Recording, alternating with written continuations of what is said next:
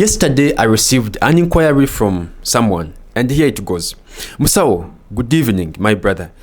I'm kindly asking for your guidance. Could you recommend me to do a diploma in pharmacy? Is it a path that has light or not? Because many are giving me different opinions and I really feel desperate. Thanks. Now, I have intentionally avoided some conversations on this channel, things to do with the career guidance, because honestly, I feel like I'm not so qualified to talk about such a topic. I'm still in the factory building myself, so yeah, that's where it comes from. However, these questions have been so many in my inbox, and let me talk about it. So everything I'm going to say is up for debate. You may not have to take it for absolute. Now, if you are a senior 4 vacist, a senior 6 vacist, looking forward to joining a medical field, or even if you are not joining the medical field but any other field, engineering, even arts, you're joining for higher education, listen carefully. The advice is for all of you, and I'm not going to be specific to pharmacy because I understand the questions I've been receiving. Some are coming from nursing, others are coming from clinical medicine, like they're interested in nursing, clinical medicine, laboratory, and theater techniques, all that. So I'm going to give an advice that can cater for all of you guys, and here we go. Number 1, today when you are choosing a course, here is what I would advise you to do first. Make sure you go understand that course so well. How? Find out how much time it's going to take you to finish your course. If it takes 3 years, like for pharmacy, like this guy who asked, pharmacy 3 years diploma, that's good. Number 2, find out the reward after the 3 years. What are you going to be able to get? For example, for pharmacy, in our Ugandan setting here, what is applicable, what I've seen pharmacy technicians achieve, you're able to work in a pharmacy and as a pharmacist supervisor, as a dispenser, as a counselor helping with medications, prescriptions. Beyond that, you can go self-employed. You're able to supervise a drug shop. You're able to run your own.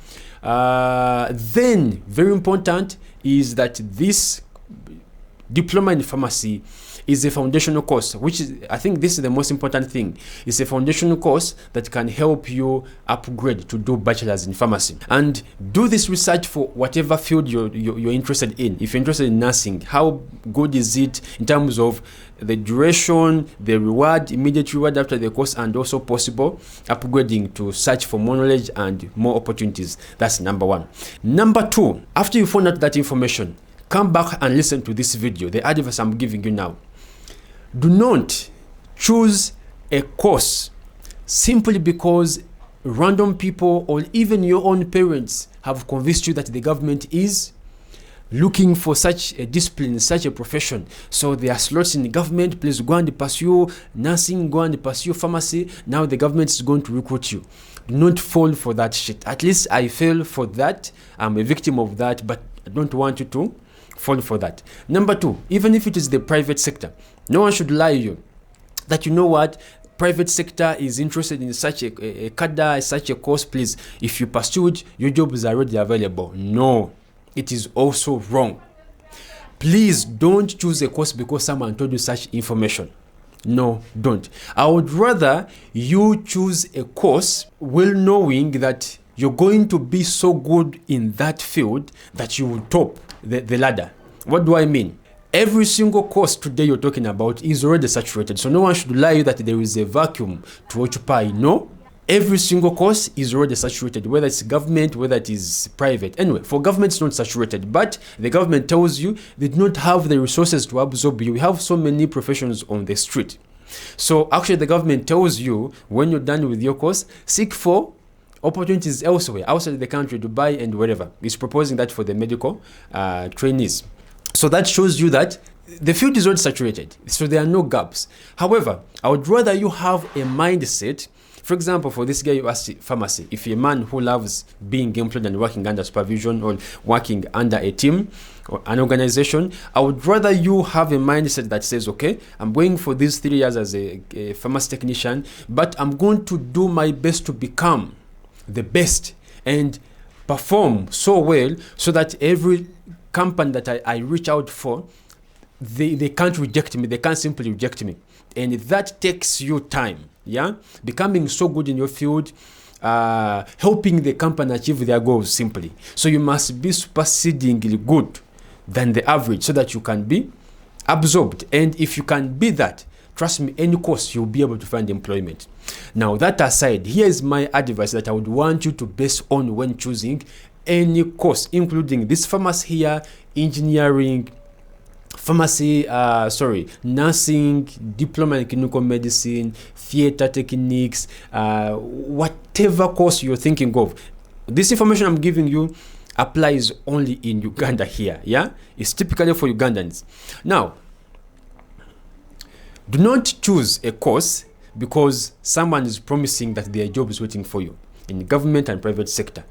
Rather, I want you to choose a course, one that you know that after your completion, 3 years for the sake of pharmacy that we are using as an example, 3 years, you see yourself able to build a life, whether the government has taken you up, whether the private sector has taken you up or not.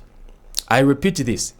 Choose a course. To senior 6 vacants, senior 4 vacants, choose a course that can allow you build a life, whether you are employed or not. Actually, let me put it simple.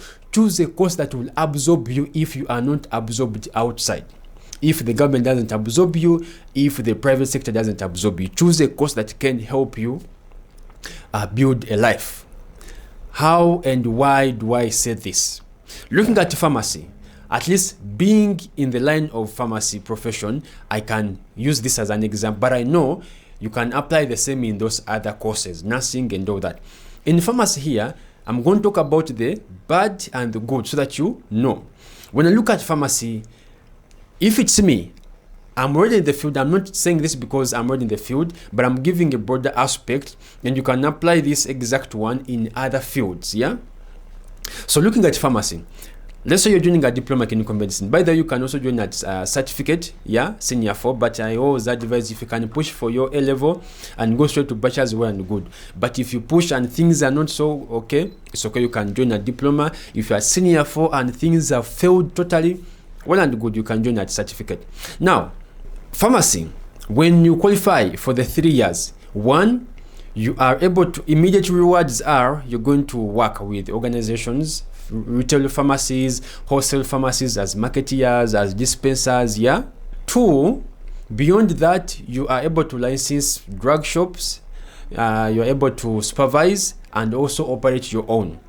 Those are the immediate benefits within the, at least typically within Uganda here, yeah? But most importantly, if you are an ambitious youth, even with a diploma in pharmacy, you are able to build a life. I want to tell you that because there are so many opportunities, but these are only open to people who are ambitious, and you find that most of them require you to be self-employed. So things like going into retail, things like going into supply, you are able to do it even at a diploma. But most importantly, for those who love education, you can always build on this pharmacy level and pursue your bachelor's in pharmacy. Bachelor's in pharmacy. So that is my typical advice, that look at the good and the bad. For example, for pharmacy, you know very well, you have to be a dispenser. In Uganda here, you have to be a dispenser, you have to be a marketeer. Those are the things that you're looking at. When you look at licensing, if drug shops may not be so much that profitable. Operating your own, I would recommend that if you have the finances. Then beyond that, it's a building, it's a stepping stone for you to pursue your bachelor's. And there it will open more opportunities. So yeah, this is definitely what I would advise someone to base on to choose a course, whether it is nursing, whether it is clinical medicine. Look at the duration. These are 3 years, okay, I can take them on. Finance is able to support me. After the 3 years, the immediate rewards, okay, I'm able to work, I'm able to build, whether the government takes me up or not. Mind you, 90% of the courses today, as I said, they're already saturated. Very few you will come out and then you can easily get a spot. So I hope this helped someone out there. And if you have a different perspective of this, please let our colleagues know so that they are able to look through and see what fits them. With that said, peace. Let me see you in the next one.